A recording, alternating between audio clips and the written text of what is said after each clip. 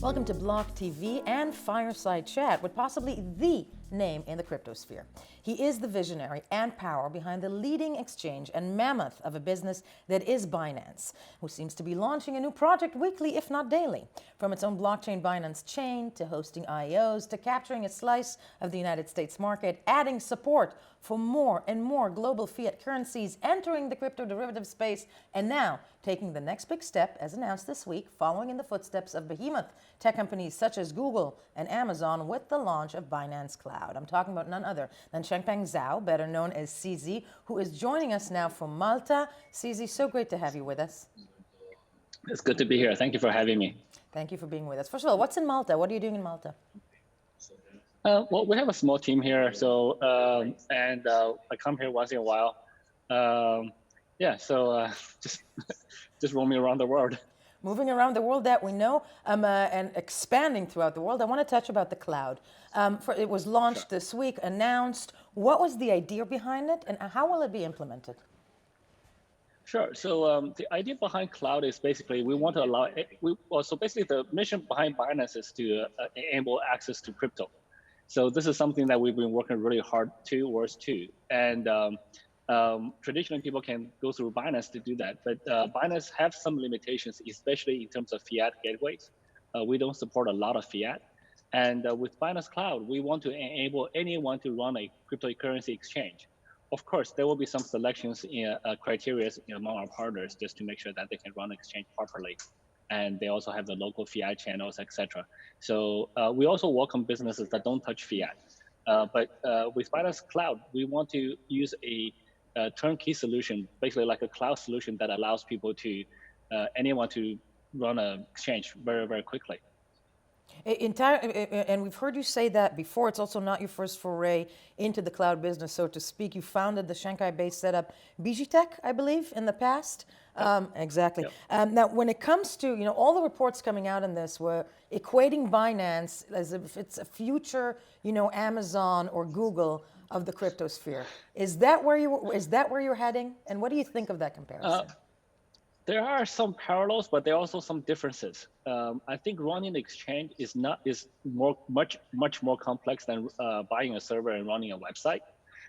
So there are some differences in that analogy, but there are some commonalities in the general direction. So we're no longer just a B2C business. We're moving into a B2B2C. So we want to work with partners who are strong in their own areas, and we can provide the technology, the product, the security, the liquidity.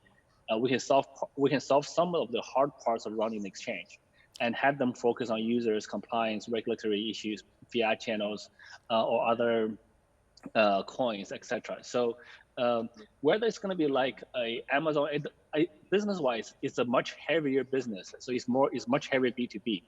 Running the exchange is not something that you just pay a couple bucks and spawn up a server and just do that. There are still much more considerations in doing that. But I think by doing this, we can allow, I don't know, a few hundred more exchanges running around the world, and that we couldn't run or we couldn't do ourselves before. And they will have capabilities that we didn't have ourselves. So we'll start with a few and probably grow to a few hundred, and let's see from there. Maybe it's a few thousand or even more. We don't know, but I think there are some differences to the AWS or Google Cloud. They're more generic. They're more generalized. We're not running an exchange on the cloud. It's still a pretty specialized service, even though we do help our partners take care of quite a bit of the difficult stuff. But I don't foresee a million exchanges today. Things could change in the future. You never know. Now, Binance, when it comes to, your partners, Binance systems were overwhelmed by an upsurge of trading activity as of late, leading to errors and backlogs that took some time to fix. With the cloud launch, are you really prepared? Do you think that you're really prepared for all this extra activity? Technically. Sure, yeah. Yes, we absolutely are. So it's a bit unfortunate in the timing, where there was a big surge in user traffic volumes, given the recent rise of the Bitcoin price and the overall general altcoin price as well. And in the last year or so, we've been doing a lot of new features, a lot of new upgrades, and many of these upgrades are not tested in the live environment. We stress test them really well, really hard, but they are different from live testing with tens of millions of users accessing from all over the different parts of the world. But as you can see, we did so. None of the problems are lasted for very long periods of time. We solved them pretty quickly, and we're doing a number of other things to sort of enhance the performance. There's nothing sort of structurally wrong or architecturally wrong with our system. Our system is very high performance, but there are areas where we will run into small bottlenecks here and there as the new features are being stress tested in the live environment.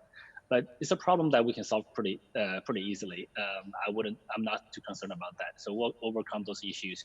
And Binance is designed to be very high capacity. So it should not be a problem. It's just the timing is a bit unfortunate. It is what it is. First of all, it's a very healthy way of looking at it. You've recently announced on Bloomberg that you applied for an operating license in Singapore under the government new payment legislation. What is your hope for this expansion in Singapore? Sure. So we have a Singapore entity, and we work closely with regulators there. Actually, the application takes a few different stages. We started the initial stages, and we fully intend to continue through. It was something I mentioned randomly. I actually didn't think it would be such a big news. I think basically the fact is we are working with as many regulators as we can and applying for as many licenses as we can. We generally want to, when there's a license, we want to apply for it and see if we can get it. If we can get it, then that's great. And we want to be fully compliant in local areas. Now, I think there's going to be more regulations and more licenses being issued in the next few years for cryptocurrency exchanges and businesses. And ideally, we want to apply to all of them and see what happens. Do you see yourself going back to China with Binance? I think China is a really tricky market right now. China was very explicitly not allowing crypto exchanges since 2017, but we know of a few different exchanges who have large teams in China, and the exchanges register or outside of China, but that's a company registration. So it's kind of unclear what level of boundaries there are. We stay out of China mostly, but China is also undergoing some interesting transitions as well. They go back and forth between they're against the crypto, for crypto, China banned Bitcoin, China wants blockchain. So the message is a little bit unclear, to be honest. So we're not exactly sure how it's going to turn out. But China is a big market, and it's also a very active crypto market. And we always keep an eye on it. I wouldn't commit to say we will go back to China or we will not. We definitely want to be able to go back and be able to service users all around the world, including China. But we'll just have to see how the regulations shape up and what we feel are comfortable or not. And what you're comfortable or not. I couldn't agree more about China. And it's the million-dollar question of what exactly is going on there when it comes to blockchain, when it comes to crypto. One thing is clear, and before we continue, is that China is most likely the first big country to foray into a national digital coin. Do you see that happen in the next coming months? And what do you think it will have an effect on the sphere and on finance worldwide? Sure. I think that's going to happen. China's strength is, even though it's very centralized, the execution capability is amazing. Because it's centralized, there's really not a lot of debates. There's really not a lot of, elections or whatever. Somebody decides it and they just execute. Yeah. All the effort is focused on execution. So there's positive and negative sides about that. And also, China's currency is already very digital.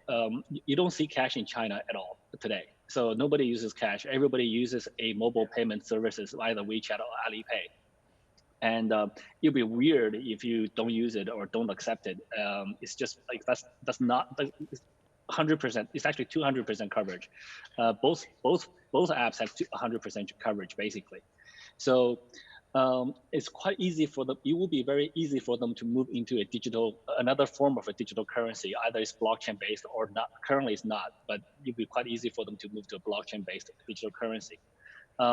So I think they have multiple advantages in that area, and you'll be really good for I believe it'll be really good for our industry and for everybody if they can do that quickly. I think which they will, because the more choices we have, the better. The more if China issues a digital a national level digital currency,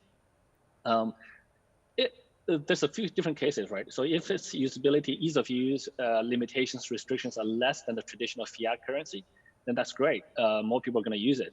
If there's more restrictions on that thing, then less people will use it. But it's still one more choice that we have, that we will have that we didn't have before. So it's always good. And other nations will likely learn from China's experiment and evolve from that. So that's also good for the industry. So overall, I'm very positive about that development. I really hope to see it materialize very soon. I tend to agree with you. I think it probably will. Speaking of China, the coronavirus, needless to say, very much in the headlines. Global stocks fell yesterday. Apple said the coronavirus would crimp its quarterly revenue, signaling that China's health crisis is beginning to cast a bigger shadow on anything that's happening in the financial markets. Yeah. First of all, do you think we're yet to see the effect on it also on the crypto market? Yes, I do think that number one, the coronavirus will have a relatively significant impact on economy overall, and especially in China. And China is a big part of the economy in the world, and we can already see Apple being affected. And if Apple's earnings are affected, then their employees' bonuses potentially will have to be somewhat impacted. They may impact their spending ability, etc. So we live in one world. There are positive and negative sides. So some of the positives, I think China will be very economically focused as soon as they get this thing under control. Even right now, there are many discussions I hear from my Chinese friends saying the government is very, very concerned about the economy. There is definitely a big slowdown because people are staying home. There's no entertainment. Entertainment industry is very affected. Restaurants are very affected. Hotels are very affected. Life is very affected. Yes, so this affects everything. So, but the Chinese government, I believe, are very focused on economy. So they will be very keen to stimulate the economy, including probably potentially allowing some of the new advanced forms of fintech, including cryptocurrency, etc. So there are some discussions among community members about that. Whether that will happen or not, we're not sure. So short term, if the stock markets all crash, that means people have less money and people have less extra spending money or extra investment money. That may negatively affect cryptocurrency investments from a pricing perspective. At the same time, when there's economy slowdowns across different parts of the world, people may use cryptocurrency more to conduct transactions because it's a more fluid type of currency. And it's a more international type of currency. So, cryptocurrency typically holds value more. There may be more stimulus in the economy by printing money, quantitative easing, etc. Those things may happen. And when those things happen, then people kind of want to shift towards cryptocurrency because of the limited supply, less impact by quantitative easing. So there's multiple forces at play. I think there's some negatives, some positives. Not clear. So far, it seems the positives are winning. Long term, I don't know how big of an economic impact there will be. So we have to keep an eye out for that. An eye on that, and you're totally right. We don't know. We're only theorizing when it comes to that. But going back to the coronavirus and the narratives of the cryptosphere, there are those who argue. Let me put it this way: Justin Sun just had a dinner with Warren Buffett. Warren Buffett said one of his main issues with cryptocurrencies or with Bitcoin is that it is the currency of fear, and that you can't win if your narrative is the currency of fear. What would you say to that? Because it's a good argument in that respect. I think it's a good argument, to be honest. I mean, especially coming from Warren Buffett, he's obviously a very experienced and smart guy. So I think there's different narratives. I think that's one very small aspect. I think the fundamental problem with many people's view on cryptocurrencies, they have a narrow view. They understand about a specific part of it, and they think that's all of it. In Chinese, we have a saying for that. It's like the blind people feeling an elephant and describing what it looks like.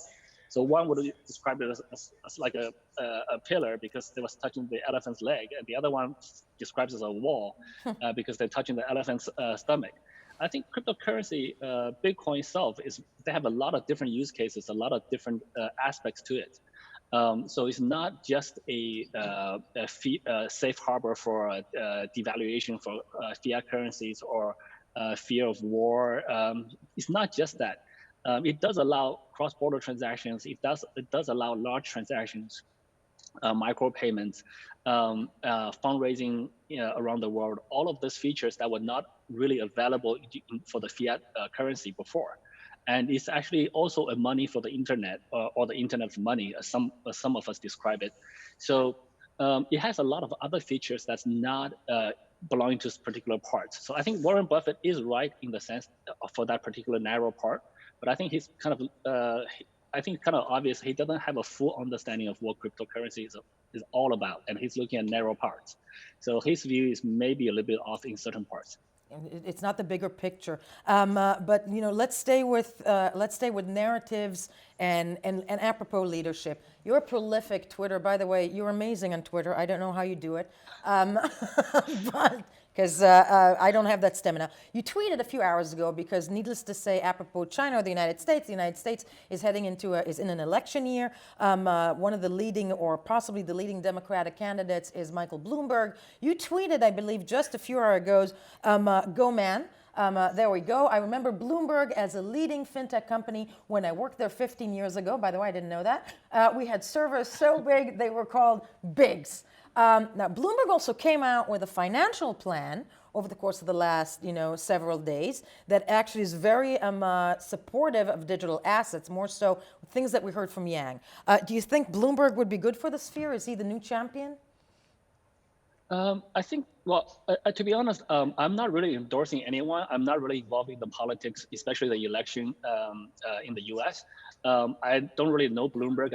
I saw him once on the street in New York doing a TV interview. I didn't get to talk to him at all. So I don't. I know a little bit about how he ran New York for 12 years, etc.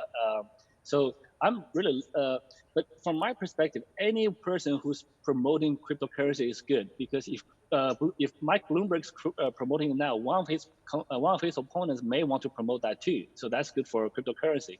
And also, if he's openly promoting that now during his election, that there's a very high chance he will have to continue to promote that when he gets elected, if he gets elected. So I'm not really pushing Bloomberg.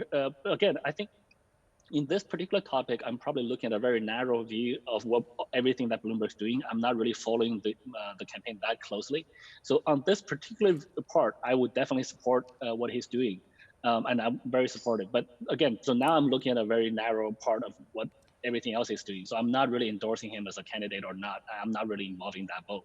So, but I definitely think the more support and the more voice, the more people talk about cryptocurrency regulations, how we should address it, how we should make it more transparent, how we should help businesses in our industry, the better. I think the more discussions there are, the more awareness, and the more progress we'll see.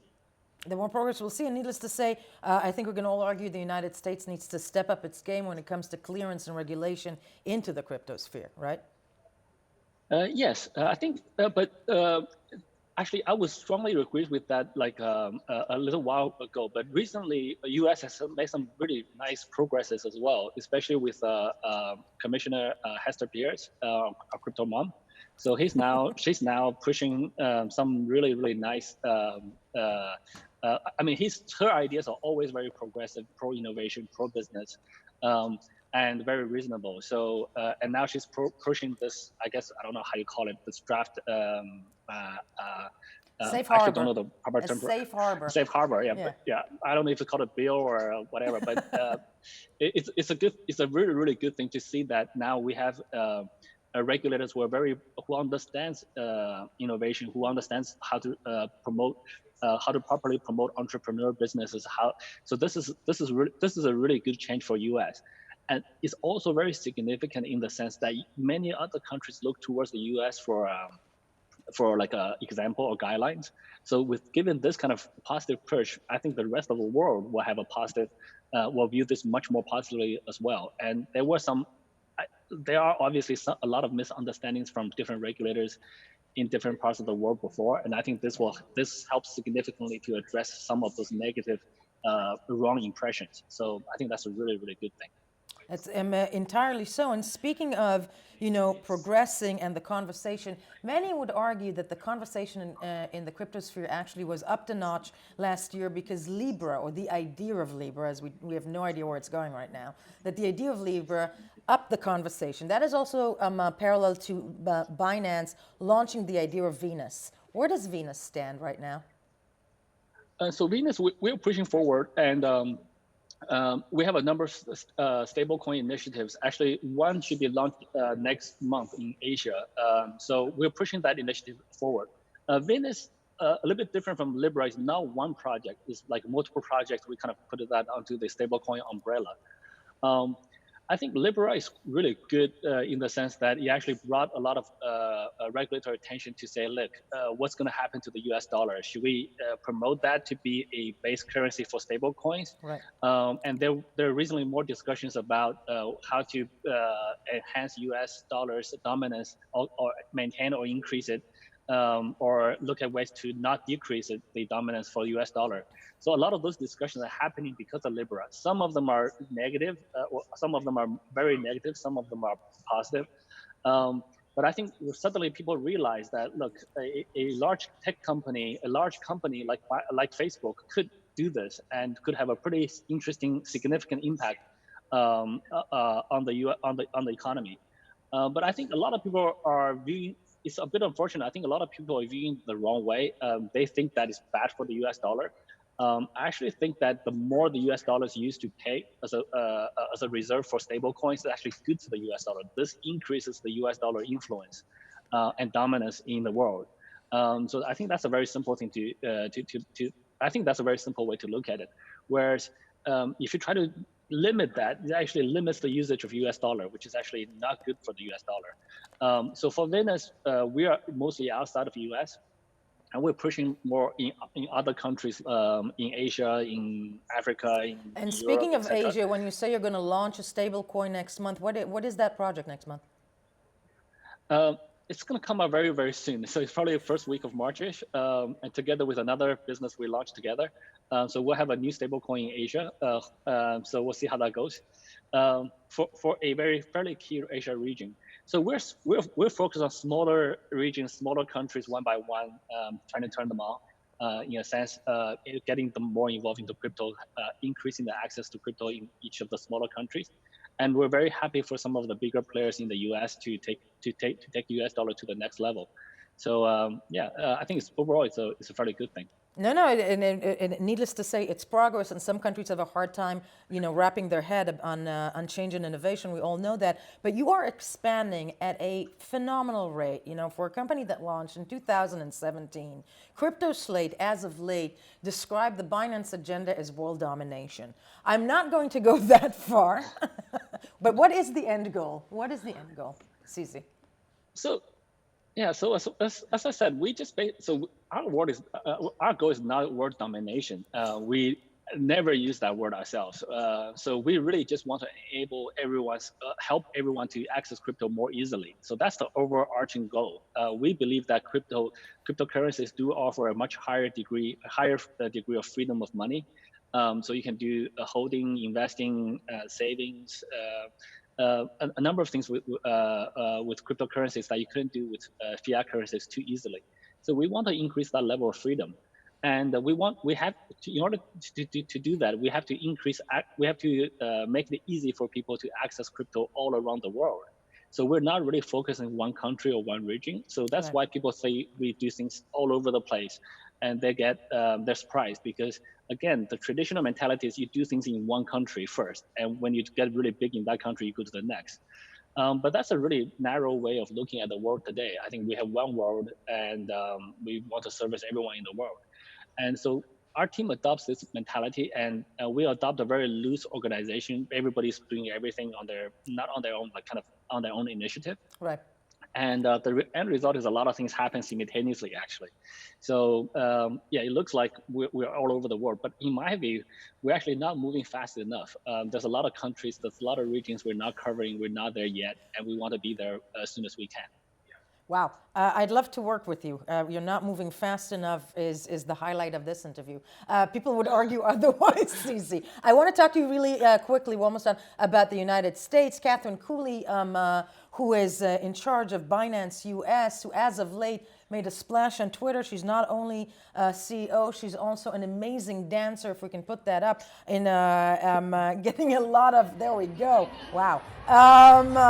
She's only getting started. You launched, she was getting great reviews, I have to say, on Twitter.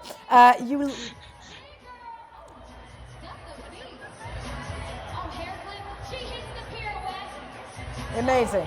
Can you do that, CZ? Can you dance like Absolutely I can't? not. Absolutely not. I can't do that either. Yeah. So I first saw this video clip on Twitter. So this was not something she asked me. No, she, obviously. Yeah, so she just goes for it. I think it was great. I first saw it on Twitter. I didn't know she had that amazing dancing ability. But yeah, you and I want to talk about Binance US because it launched 6 months ago. You did the right thing. Many would argue when the regulations were so iffy in the United States. How's it been going? How would you describe its success? Is that moving fast enough? How is Binance US doing? So Binance US is growing very steadily. It is growing like there's actually no pullbacks. There's no up and downs. It's just growing very steadily. It's not growing super fast for a number of reasons. Number one, it is a new exchange. It's completely separate from Binance.com. It's a separate order book, separate liquidity, separate users trading against each other. And there's a limited number of states that Binance US can currently serve, and I know they're in the process of applying for more accessibility in more states. So they're very careful with compliance. They want to be fully compliant, fully on board. So but it's a very I wouldn't say very slow. It's a slow and steady progress. So I think that's the right way to address the US market. I think they're just beginning to be able to differentiate themselves on product. Before they were offering the same products other exchanges offer, but now they offer in staking that on some coins that other exchanges don't have. They have the lowest fees in the market. So now, and then finally have a mobile app, and the mobile app usage data from what I've seen is increasing very, very healthily. So they're just basically coming to product parity compared to some of the local exchanges in the US, which are quite strong. So hopefully over time, they can differentiate themselves even more on the product offerings, as well as the service abilities, and also staying fully compliant and work closely with the regulators there to bring a very healthy ecosystem to help grow the healthy crypto ecosystem in the US. Yeah, healthy and regulated entirely. Now, Binance was leading the charge when it came to IEOs, but before that, it was ICOs. Never mind what happened with ICOs for the entire sphere. Everybody was frowned upon by regulators when IEOs came about. Where do you see the next phase of fundraising? I fundamentally believe that fundraising on the blockchain is a killer app. There's many different names to call it. There's ICOs, IEOs, there's IDOs. ICOs and IDOs are not like completely decentralized, and they're not really well controlled. So there was a bad name kind of associated with ICOs today. But Binance did an ICO back in 2017, and I think most of our investors worked out quite well. I think blockchain fundraising itself, no matter like the tweaking in form, I think the fundamental feature itself will stay. This is the first time in human history that we're able to raise money globally from people all around the world and in large or small amounts. Right. So this is something that we as a civilization never had this ability to do. And I think this, if this grows to a more mature level in a healthy way, we can look at funding really, really interesting, really large projects like going to, I don't know, Jupiter or Pluto, or even outside of our solar system, doing biomedical research, which requires potentially millions and billions and or trillions of dollars. So all of this kind of really large scale human civilization sized projects could be undertaken that none of the governments are undertaking right now. And the private enterprises based in local geographic locations are limited with funding to do this. So there's a lot of different things we can do with this new feature. Democratizing fundraising. No, if it wouldn't be just Elon Musk going to Mars, but all of us, it would be great. One would say. Yeah, I mean, I mean, plus even Elon Musk is like working really hard to raise money. I mean, lucky to him, he can probably raise another $2 million.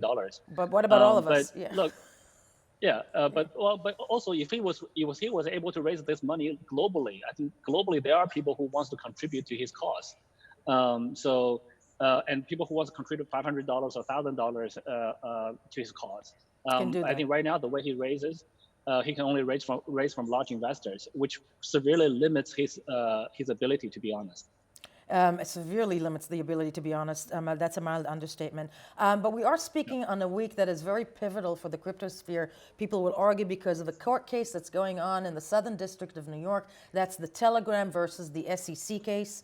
That $1.7 billion that were raised, and then the launching of the Tron that was stopped by the SEC. First of all, do you think that the Telegram folks went the right way about trying to launch Tron? Again, I can't really comment on one specific project. To be honest, I actually also do not know that well. I apologize. There's quite a bit of background noise. That's There's a okay. group of guys who just sat down in this lunch. So I don't really know the details of the Telegram. To be honest, probably very few people know the details. They were not public about how they interacted with the investors, etc. So I'm not in a position to comment on the particulars. I think basically there are chances where you do something, especially outside of the U.S., and you got to be. It's just a really tricky situation to be in full compliance with every regulator around the world, to have build a good relationship, etc. It's really hard for a startup to do, even though Telegram's relatively established. But Duval has a unique personality. He's a strong executor, but he's a very young guy. So I don't know the details there, but I really hope they work it out. And I think Telegram is one of the most popular apps that people in crypto uses, and I would really hope them to be able to have a coin associated with the app in some way. Would you, and associated with that, I'm assuming you would, if that coin launches, would you trade it on Binance? Again, so we have to wait and see. Well, there's a few different criteria, right? So number one, there's no regulatory issues. Number two, they have there will be a large community of users using it. That's one of our key criteria. I think in Telegram's case, most likely the user aspect they will have. They already have a very large number of users, so if they can integrate with Telegram some way, they will solve that user. They will get a lot of users. So we're waiting to see. And also, if they're heavily classified as a security, then we would like to stay away from that from Binance.com. So it depends a little bit on how they work things out. But I really do hope that they can work it out so that we have another really useful token, hopefully in an app that many people uses already. That'd be a really good thing for our industry. Entirely. Let's go back to the angel of it all, to Bitcoin. Needless to say, people in the sphere very much like discussing the price. It seems like, we're on the cusp of a major move upside. That's the narrative one hears on Twitter. But given the volatility of crypto markets, first of all, do you think that, do you give in to market predictions? And also, when it comes to the halving, do you think the halving has already been calculated into those predictions? Sure. I usually don't give market predictions because I think at least 50% of the times I will be wrong. But I think we've seen, from what we see is there are psychological barriers around nice round numbers. So 10,000 is a very nice round number. So there will be some psychological barrier. Your price will fluctuate back and forth around that a bit. There are many different factors contributing to price. I personally believe the halving have not been priced in, just looking at price, but this is a personal opinion. I could very well be wrong. Right. So not financial advice. I think the market is not efficient. Most people do not, we think everybody gets all the information immediately and they immediately absorb it and understand it, but that doesn't happen. Humans take a lot of time to let concepts sink in, to adjust. It's still a very human-driven exercise. The halving should have a couple of different impacts. Historically, we've seen the halving do impact price positively. Historic events does not necessarily predict future events, so don't take that too literally. But there is a psychological level to it as well. It will cost miners almost double to produce a Bitcoin, in a sense. And psychologically, those guys will be unwilling to sell below that price. So we will see. So there's a psychological level to that as well. Again, the cost of producing something should not impact the price of something. The price of something should really be driven by demand and what people are willing to pay for it. But there is a psychological impact there. We need to be cognizant of that. And more importantly, the overall new Bitcoins coming to market will be severely limited. And over the last little while, we see a lot more users coming in. So we see a lot more traders, a lot more people using apps coming in. So the demand side is increasing, the supply side is decreasing. So economic theory tells us that you should increase the price will likely increase. But again, that's based on theory. In real life, there's psychology, there's a lot of things that could impact price. So it's very hard to predict, but I'm pretty positive. Now, you clearly are very positive. When it comes to, there's a lot of criticism when it comes to this fear about market manipulation. You hear that from many mainstream old school markets. How would you combat that argument? And do you think there's a lot of market manipulation? Sure. Again, manipulation is a very tricky word to define. So there's extreme, it's a spectrum, right? So there's one extremes where it's a little bit harder, easier to define. For example, if a project founder speculates on price, names a certain price by a certain date, guarantees it, and it happens or not, that's speculation. So that's very clear. And if his trading account on Binance trades very aggressively in a certain way, etc., we can kind of define that as manipulation. There are middle parts which gets a little bit trickier. Say if a large account just suddenly wants to buy a large number of coins and he's buying a market price, anytime you buy, any single order you buy will impact price because you're going to take one price away and push the price up a little bit, no matter how big. So any action can be considered, on the other extreme, any action can be considered manipulation. Sure. Any single order you buy, any tweet you tweet, anything you do can be considered manipulation. So the tricky part is, at what stage do you intervene, or do you want somebody to intervene? On a decentralized exchange, nobody intervenes. Everybody just does whatever they want. And anybody can tweet about Bitcoin because we're not founders of Bitcoin and it's fully decentralized. So a lot of people speculate about the Bitcoin price, and there are large traders who move the price using their real money, and they should be free to do that. So it's really hard to define in real day life. There are other types of manipulation, like exchange faking volumes and stuff like that. Again, there's different degrees. If an exchange uses two accounts to trade against each other, or if they just report fake volumes, and then yes, that's clearly manipulation. Right. But so as an exchange, we don't do that at all. But we see some accounts, let's say there's 3 or 4 accounts trading against each other. One account sells in the morning and buys back in the evening. Right. It's really hard to tell what is that guy doing, right? Is he just trading regularly or is he manipulating? So it's really tricky to define. And so we try to address the extreme cases the best we can. And there's a line somewhere that's kind of fuzzy. We do use a lot of AI to detect sort of accounts moving in the same direction, accounts who are trading against each other, even groups of accounts who are trading against each other. We have scores on them. So, but it's a very tricky judgment. Entirely so, very tricky. And speaking of manipulation, there are those who would argue that we live in the age of post-truth, and also that information can be manipulated. And finally, I'm leading to this whole big shebang between you and another entity of journalism in the sphere called the Block. There was this big brouhaha a few months ago. Yes, office, no office. You and Justin Sun offered to start a FUD fund. Did that happen? No, unfortunately, it didn't. It just wasn't important to do. It was like at the moment we're kind of thinking about it, with thinking loud. But at the end of the day, that thing it doesn't contribute value. It's just like a lot of people are arguing back and forth. I think it was very clear when you use a word like police raid, and that did not happen, and that changes back to a authority visited an office somewhere in Shanghai that has some relationship with us potentially. Those are two very different stories. That's manipulation in my mind.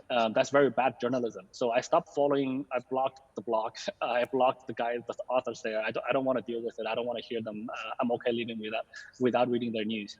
So and for us, it's just we're much better focused on building products people use and not waste our efforts there. So I no longer care about that at all. Finally, there's also the argument that we all in the sphere, and needless to say, you too, are pushing decentralization as a narrative for the future. But at the end of the day, behind every big company, there is a person. For Binance, it's you. One can argue that in the mainstream that it's the Zuckerbergs and the Dorseys. And there's the argument of the cult of personalities. How can we be decentralized if it's always one person that eventually and ultimately becomes the face of a company? Yes, so I think again, centralization and decentralization is a gradient. So it's there's a scale. It's not black and white. Um, so as also humans as a species, we have different pools towards centralization and decentralization in different topics. Humans typically, like even if you look at Twitter, people follow other people. We like to follow opinion leaders. We like to follow leaders who we agree with, who have a strong vision, who can lead us into a better world, I guess. And there are times where we want to be independent. There are times we want our voice to be heard. We want to have our independent decisions, like the voting, election stuff. So there's different spectrums, and people and all of those forces are at play in our lives. So from a technology perspective, yes, I actually think. Again, a lot of crypto guys may hate me saying this, but I think decentralization itself is not the goal. What we want to achieve is actually a society where we are secure, we have freedom to do what we want, while assuming that we're not given that we're not hurting other people, we're respecting other people's rights and freedom, so that's the I think that's the overall arching principle in our society. Decentralization helps in a lot of ways, but also decentralization comes with costs. It's fairly inefficient when we're fully decentralized. If you even the U.S. election process is fairly decentralized in a sense, and you have different candidates running for it, but it's a very expensive and long process. If you look at Bitcoin development, the development speed of Bitcoin have slowed down because the teams couldn't agree with each other, and there are a lot of different forks. And if you look at China, yes, it's very centralized government, but they execute very quickly, and they can build hospitals within 10 days and stuff like that. So there are different degrees of that. But at the end of the day, I think generally, if you're centralized and have a good leader, then you will do well. If you're centralized and you have a bad leader, then it's really bad. When you're decentralized, then you don't have leaders per se. Then there's a closer range of good and bad, but usually the efficiency is a bit lower. But overall, I think we want to be able to push into a more decentralized world where we can still maintain the efficiency, and blockchain cryptocurrencies allow us to do this to a very large degree. So I'm a very strong proponent of decentralization. And also, even different companies are organized differently in terms of decentralization. I think as an organization, Binance is fairly decentralized, both in terms of physical geographic distribution and as well as with how we run the company. We actually don't really use the word company at all. We call ourselves a team, and that's it. And different sub-teams have a lot of autonomy to do whatever they want. And there's overlaps, there's redundancies, there's gaps. So it's a very chaotic structure by any traditional means, but it seems to be working so far. Unfortunately, we are a custody exchange. We hold people's funds, and we did an ICO. We raised money from people, and we needed a face. And that, unfortunately, is my face. So it's not a very good one, but Binance is stuck with me for now. It's a fine face, you see, I promise you. It's a good face. And yes, I tend to agree. People do need to see a person, need to see a voice. But that's a different philosophical conversation. Finally, this has been a great pleasure. I'm speaking to you from Israel, to be honest. When are you coming to visit me? Well, I definitely hope I'll be able to do that soon. So I'm actually spending some time in Europe, so it's actually not that far from Israel. We'll see. So I don't really plan my travel schedule too far in advance. Anytime I come into like a conference 3 months in advance, something happens and then I have to juggle everything to go to that conference. So I usually everything's fairly spontaneous, but if I do come by, I'll definitely let you know, and maybe we could do this interview again in person. Exactly, and I'll buy you coffee. There you go. Thank you. Susie, I want to thank you so much for joining us from Malta today.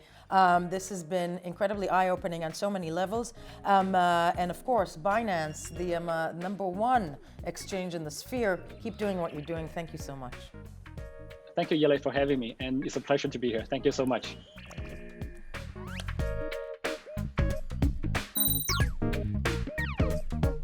For more news and updates, follow us on Twitter.